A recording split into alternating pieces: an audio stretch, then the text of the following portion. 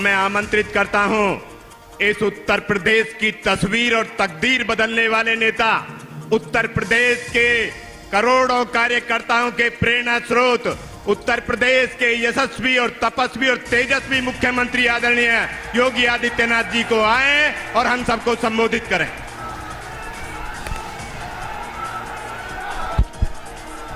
भारत माता की, भारत माता की, भारत माता की।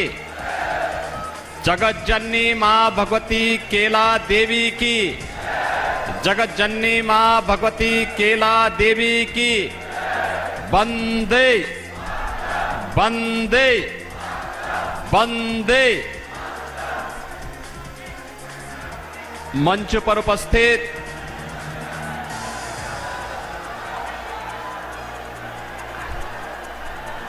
अभी लेते हैं बाबा जी, आपकी माला भी ले लेंगे, चिंता मत करो, मैं बुलाता हूं अभी।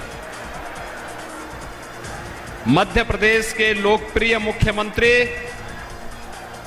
और जिनका उद्बोधन आपने अभी सुना है, ऐसे माननीय डॉक्टर मोहन यादव जी उत्तर प्रदेश सरकार में मंत्रिमंडल के मेरे सहयोगी मंत्रीगण, श्रीमती गुलाब देवी जी, श्री जसवंत सैनी जी, सरदार बलदेव सिंह ओलख जी, भारतीय जनता पार्टी के क्षेत्रीय अध्यक्ष श्री सत्येंद्र सिसोदिया जी, जिला अध्यक्ष चौधरी हरेंद्र सिंह जी, हमारे लोकप्रिय प्रत्याशी श्री परमेश्वर लाल सैनी जी, जिला प्रभारी श्री हेमंत राजपूत जी, क्षेत्रीय उपाध्यक्ष श्री राजेश सिंघल जी, लोकसभा के प्रभारी ठाकुर राकेश सिंह जी, पंकज गुप्ता जी, जिला अध्यक्ष मुरादाबाद श्री आकाश पाल जी, जिला प्रभारी मुरादाबाद राजेश यादव जी, जिला पंचायत अध्यक्ष डॉक्टर अनामिका यादव जी, ब्लॉक प्रमुख हृदेश यादव जी, किसान मोर्चा के क्षेत्रीय उपाध्यक्ष श्री बिरलेश यादव जी, भारी संख्या में आज संभल में मां केला देवी के इस प्रांगण में आयोजित इस चुनावी सभा में उपस्थित सभी संभल के मेरे बहनों और भाइयों, मैं सबसे पहले जगत जननी मां भगवती केला देवी के श्री चरणों में नमन करते हुए आप सभी का मैं हृदय से अभिनंदन करता हूं, स्वागत करता हूं। बहनों और भाइयों, संभल के बारे में कहा जाता है कि कलयुग के अवतार भगवान कल्कि का इसी कलयुग में अगले 2000 वर्ष के अंदर अवतार होना है, और अवतार की धरती कोई और नहीं है, यही संभल है, जिसके लिए यहां केला देवी के महंत श्री ऋषिराज गिरि जी महाराज जिस लड़ाई को लड़ रहे हैं आपके बल पर, इसी संभल में वह चमत्कार होने वाला है। और इसीलिए संभल का अपना महत्व हमारे लिए है, और इसीलिए आज हम सब आपसे अपील करने के लिए आए हैं। नए भारत में नया उत्तर प्रदेश, और नए उत्तर प्रदेश में नया संभल की भी अपनी पहचान होनी चाहिए। बहनों और भाइयों, 2 चरणों के चुनाव संपन्न हो चुके हैं, और तीसरे चरण में आपको संभल में भी चुनाव करना है। अब तक का जो रुझान है, वह रुझान पूरे देश के अंदर एक स्वर में पूरा देश बोल रहा है। क्या बोल रहा है? फिर एक बार, फिर एक बार, थोड़ा जोर से बोलिए, संभल की आवाज में बोलिए। फिर एक बार, फिर एक बार, मोदी सरकार का। बहनों और भाइयों, मोदी सरकार देश के अंदर जो ये आवाज है, ये आवाज वैसे ही नहीं है। आखिर मोदी जी ने जब कार्य किया होगा तभी हर व्यक्ति, परिवार, जाति, मत, मजहब, क्षेत्र, भाषा से ऊपर उठ करके उत्तरों, दक्षिणों, पूर्वों, पश्चिमों, चारों ओर एक स्वर से गूंज रहा है। और वह गूंज रहा है कि फिर एक बार मोदी सरकार यानी मोदी जी को पूरा देश फिर से प्रधानमंत्री के रूप में देखना चाहता है। और इसलिए देखना चाहता है क्योंकि मोदी जी के चमत्कारिक नेतृत्व में इस देश ने, हम सब ने, इस भारतवासियों, हम भारतवासियों ने बदलते हुए भारत को देखा है, एक नए भारत को देखा है, एक समर्थ और सशक्त भारत को, उभरते हुए भारत को हमने देखा है। यही भारत था। 2014 के पहले का क्या था? 14 के पहले दुनिया के अंदर सम्मान खराब हो चुका था, देश की सीमाएं सुरक्षित नहीं थी, आतंकवाद और नक्सलवाद सिर चढ़ करके बोल रहा था, देश के अंदर विकास के कार्य ठप पड़ गए थे, भ्रष्टाचार चरम पर था, गरीब कल्याणकारी योजनाओं पर सेंध लग रही थी, गरीब को सुविधाएं नहीं मिल पा रही थी। और बहनों और भाइयों, 2014 के बाद का भारत, दुनिया के अंदर भारत का सम्मान बढ़ा है, सीमाएं सुरक्षित हुई हैं, आतंकवाद और नक्सलवाद नियंत्रित हुआ है। अब तो जोर से कहीं पटाखा भी फट जाए तो पाकिस्तान पहले सफाई देता है, कहता साहब मेरा हाथ नहीं है, क्योंकि पाकिस्तान को मालूम है कि अगर सफाई देने में देर हो गई तो लेने के देने पड़ जाएंगे। बहनों और भाइयों, ये नया भारत है, ये नया भारत इंतजार नहीं करता है। अगर कोई भारत की सुरक्षा में सेंध लगाता है तो सेंध लगाने वाले को रसातल में भेजने में भी देर नहीं करता है। बहनों भाइयों, इस नए भारत को भारत के विकास का एक नया स्वरूप देने के लिए आज हम लोगों ने जिस तरीके से इसे आगे बढ़ाने का कार्य किया है, उसको ध्यान में रखते हुए मोदी जी के नेतृत्व में फिर से एक सरकार बननी चाहिए। क्योंकि मोदी जी के नेतृत्व में आज आप देख रहे होंगे, अभी मैं आ रहा था मुरादाबाद से होते हुए, मैं देख रहा था गंगा एक्सप्रेसवे, यहां की अर्थव्यवस्था को कई गुना बढ़ाने में इसका महत्वपूर्ण भूमिका का निर्वहन होने वाला है। यहां की इकोनॉमी की बैकबोन वो बनने वाली है, आपकी कनेक्टिविटी को भी बेहतर करने वाली है। गंगा एक्सप्रेसवे से आप बैठे और अगले 5 घंटे में आप प्रयागराज पहुंचे, 4.5 घंटे में, 4 घंटे में आप लखनऊ पहुंच जाएंगे। दिल्ली की दूरी 1 से 1.5 घंटे में आपकी पूरी हो जाएगी। हाईवे बन रहे हैं, रेलवे की बेहतर कनेक्टिविटी हुई है, एयरपोर्ट बन रहे हैं, मेडिकल कॉलेज बन रहे हैं, 1 डिस्ट्रिक्ट 1 मेडिकल कॉलेज, हर घर नल की योजना, IIT, IIM, IIIT, NIT, world class university और गरीब कल्याणकारी योजनाओं की तो कोई सानी ही नहीं। आप सोचो, 2014 के पहले कांग्रेस और समाजवादी पार्टी की सरकार के समय लोग भूखों मरते थे, आज 80 करोड़ लोग फ्री में राशन की सुविधा का लाभ प्राप्त कर रहे हैं। 2014 के पहले स्वास्थ्य सुविधा के अभाव में लोग मरते थे, आज 60 करोड़ लोगों को 60 करोड़ लोगों को 5 लाख रुपए की हर वर्ष प्रधानमंत्री आयुष्मान भारत की योजना का लाभ प्राप्त हो रहा है।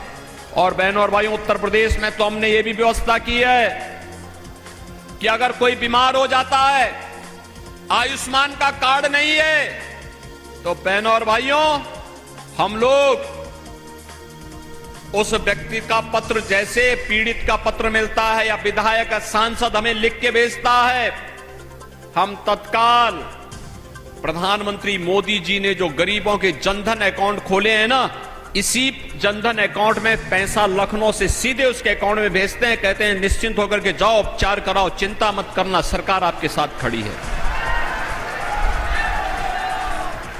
12 करोड़ किसान आज किसान सम्मान निधि का लाभ प्राप्त कर रहा है। 12 करोड़ किसान और कांग्रेस और सपा की सरकार के समय किसान आत्महत्या करता था। पहले नारी गरिमा की रक्षा नहीं हो पाती थी। इनके समय में बेटी और बहन दोनों की इज्जत सुरक्षित नहीं थी। और बहनों और भाइयों, आज नारी गरिमा के लिए 12 करोड़ परिवारों में शौचालय, 12 करोड़ घरों को बहनों और भाइयों जोड़ने के लिए उन्हें आज उज्ज्वला योजना के कनेक्शन दिए गए हैं। और यही नहीं, जिस गरीब के पास मकान नहीं, 4 करोड़ लोगों को मकान दिए गए हैं। और मोदी जी ने कहा अगले 5 वर्ष में 3 करोड़ नए लोगों को मकान देने का काम करेंगे। जिनके पास आवास नहीं, मोदी जी उनके साथ में है। हर घर नल की योजना भी आज हर घर तक शुद्ध पेयजल पहुंचाने का कार्य हो रहा है। यानी सुरक्षा भी है, सम्मान भी है, समृद्धि भी है, गरीब कल्याण भी है, और इस सब से बढ़कर के आपकी आस्था का सम्मान भी है। दूर मत जाइए, दूर मत जाइए। जब 2017 में मैं आया था, मां केला देवी धाम कई जनपदों के लोगों की आस्था का केंद्र है। यदुवंशी अपनी इष्ट देवी मानते हैं। इस पूरा क्षेत्र मां की कृपा से फल फूल तक करके आगे बढ़ रहा है। मां की यहां की रक्षक देवी है। और बहनों और भाइयों, कितना खराब स्थिति में था। मोहन जी ने मुझे उस समय बताया कि यहां लोग कब्जा करना चाहते हैं, पानी नहीं है, अव्यवस्था की स्थिति थी। और आपने देखा होगा, जैसे काशी विश्वनाथ धाम बना, जैसे अयोध्या में भगवान राम का भव्य मंदिर बना, ऐसे ही संभल में मां केला देवी के मंदिर और यहां के धाम के विकास के कार्य योजना को लेकर के सरकार कार्य कर रही है। यह भी तो यहां का एक धाम है। मां की कृपा तो हम सब पर बराबर बनती है। मां थोड़े चेहरा देख करके किसी को वरदान देती है, सबको बराबर आशीर्वाद मिलता है। और बहनों और भाइयों, आज सचमुच मैं और डॉक्टर मोहन यादव जी दोनों लोग जब मां केला देवी के मंदिर में दर्शन करने के लिए गए, वे स्वयं अभिभूत थे। वे तो महाकाल की नगरी से स्वयं आते हैं और कह रहे थे, इतनी ग्रामीण क्षेत्र में इतना भव्य स्थान, इतना दिव्य स्थान, इतना साफ सफाई, इतनी अच्छी व्यवस्था, ये जब सब लोग मिलकर के काम करते हैं, अच्छे लोग जब आगे आते हैं, तो परिणाम भी अच्छा ही आता है और अच्छा ही आता है। और इसीलिए बहनों और भाइयों, इस चुनाव की दृष्टि से मैं कहना चाहूंगा, कांग्रेस और सपा का गठबंधन ऐसे है जैसे किसी अनाड़ी हाथों में कोई ट्रैक्टर दे दिया जाए और कहा जाए कि चला लो, तो वह किसी के ऊपर चढ़ा देगा। यही स्थिति है इन लोगों की। तो ये दो लड़कों की जोड़ी तो यही है। ये लोग माफिया और अपराधियों को गले का हार बनाते थे, उनका महिमा मंडन करते थे, संतों को प्रताड़ित करते थे और शरीफ लोगों को व्यापारी और बेटी की सुरक्षा में सेंध लगाते थे। और आज आप देख रहे होंगे कि बेटी और व्यापारी सुरक्षित है, किसान अन्नदाता किसान का सम्मान हो रहा है, नौजवान को नौकरी और रोजगार मिल रहा है, अयोध्या में राम मंदिर का भव्य निर्माण भी हो रहा है, वहां राम लला विराजमान हो रहे हैं, और दूसरी तरफ माफिया और अपराधियों का राम नाम सत्य है की यात्रा भी निकल रही है। एक साथ राम के ही नाम पर सारे काम हो जा रहे हैं। और बहनों और भाइयों, इसीलिए आज हम सब आए हैं। आपने देखा होगा, मैं केवल आपसे एक बात पूछना चाहता हूं, कांग्रेस का घोषणा पत्र आपने देखा होगा। एक प्रकार से यानी इंडी गठबंधन जो है, कांग्रेस, सपा और उनके साथ जो और भी तमाम लोग जुड़े हुए हैं, इन सब का गठबंधन है ये। और ये गठबंधन कैसे? स्वार्थ का गठबंधन। ये गठबंधन देश के लिए नहीं है, ये गठबंधन किसके लिए है? आज आपने देखा होगा, पाकिस्तान का एक मंत्री, पूर्व मंत्री राहुल गांधी की तारीफ कर रहा है। यानी भारत में कोई तारीफ नहीं करता, क्योंकि लोगों को मालूम है जब भी भारत पे संकट आएगा तो राहुल गांधी सबसे पहले इटली भागेगा, तब से भारत की याद नहीं आती है। तब उसे भारत की जनता याद नहीं आती है। लेकिन जब चुनाव आते हैं तब रामलला भी उनको याद आते हैं। तब वह उत्तर प्रदेश में आ थमकते हैं, फिर चुनावी गठबंधन करके फिर गायब हो जाएंगे, फिर 5 वर्ष तक कभी नहीं दिखाई देंगे। और बहनों और भाइयों, मैं आप सबसे यही कहने के लिए आज आया हूं कि भारतीय जनता पार्टी ने एक और गरीब कल्याण को लेकर के, भारत को आत्मनिर्भर और विकसित भारत की संकल्पना को लेकर के मोदी जी के नेतृत्व में इस चुनावी समर में आपके बीच में उतरी है। मोदी जी के नेतृत्व में विकास हुआ है और विकास होगा। भारत को विकसित भारत के रूप में स्थापित करेंगे। लेकिन दूसरी तरफ इंडी गठबंधन क्या कहता है, कांग्रेस और सपा का गठबंधन क्या कहता है? वो कहता है कि वह पिछड़ी जाति के लोगों को मिलने वाले आरक्षण को काट करके अल्पसंख्यकों को दे देगा। वह कहता है अनुसूचित जाति के लोगों को मिलने वाले आरक्षण में से कुछ हिस्सा काट करके वह अल्पसंख्यकों को बांट देगा। बाबा साहब भीमराव अंबेडकर ने कहा था कि धर्म के आधार पर आरक्षण नहीं हो सकता। धर्म के आधार पर आरक्षण भारत के विभाजन का आधार बना था और ये स्वतंत्र भारत धर्म के आधार पर आरक्षण स्वीकार नहीं कर सकता। फिर कांग्रेस और सपा के लोग क्या चाहते हैं? क्या देश का फिर से विभाजन चाहते हैं? ये लोग किस आधार पर लड़ाने का कार्य कर रहे हैं? कहते हैं जातीय जनगणना करेंगे। क्यों करेंगे? इसलिए करेंगे जिससे पहले जातीय जनगणना करके अलग अलग जातियों को अलग अलग समूह बनाएंगे, फिर इन जातियों को आपस में लड़ाएंगे और फिर लड़ाने के बाद कहेंगे कि देखो तुम्हारी तो लड़ाई आपस में इतनी ज्यादा है कि तुम सुलझ नहीं पाएगी। अब एक काम करते हैं कि तुम्हें जो ये आरक्षण मिलता है तुम पहले आपस में झगड़ा सुलझा देना, तब तक इस आरक्षण का लाभ मुसलमानों को दे देते हैं। ये करने वाली है कांग्रेस और सपा का गठबंधन। ऐसे ही अनुसूचित जाति के लोगों के, अनुसूचित जनजाति के लोगों के अधिकारों पे भी सेंध लगाएंगे। और भारतीय जनता पार्टी मोदी जी के नेतृत्व में इसको स्वीकार नहीं करेगी, हरगिज स्वीकार नहीं करेगी। हमारी पिछड़ी जाति के, अनुसूचित जाति और जनजाति के लोगों को मिलने वाले आरक्षण में सेंध किसी भी प्रकार से और किसी भी दल को नहीं लगाने दिया जाएगा। और इसलिए बहनों और भाइयों, हम लोग आए हैं आपसे कहने के लिए, ये चुनाव नए भारत को आत्मनिर्भर और विकसित भारत के रूप में स्थापित करने का है। ये चुनाव तो अब यहां पर श्री हरि विष्णु के अवतार महाराज कल्कि के धाम को एक नया स्वरूप देने का चुनाव है। चुनाव उधर ही जा रहा है। आपने देखा होगा ना, लोग कहते थे पहले अयोध्या के बारे में भी लोग यही कहते थे, क्या ये हो पाएगा? बोलते थे ना, जब हम लोग विश्व हिंदू परिषद भाजपा के लोग नारा लगाते थे, बजरंग दल के कार्यकर्ता नारा लगाते थे कि रामलला हम आएंगे, मंदिर वही बनाएंगे, कांग्रेस और सपा के लोग हंसते थे, कहते थे अरे क्या बोल रहे हैं लोग, बोलते थे ना।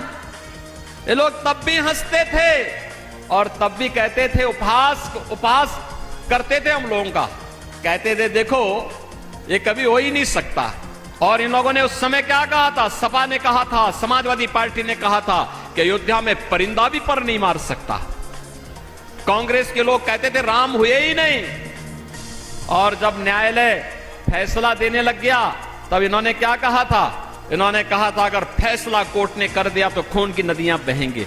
अरे हमने कहा ये नया यूपी है भाई, यहां खून की नदियां नहीं, मच्छर भी नहीं मरने वाला है। काहे आप चिंता मत करिए, कुछ नहीं होगा।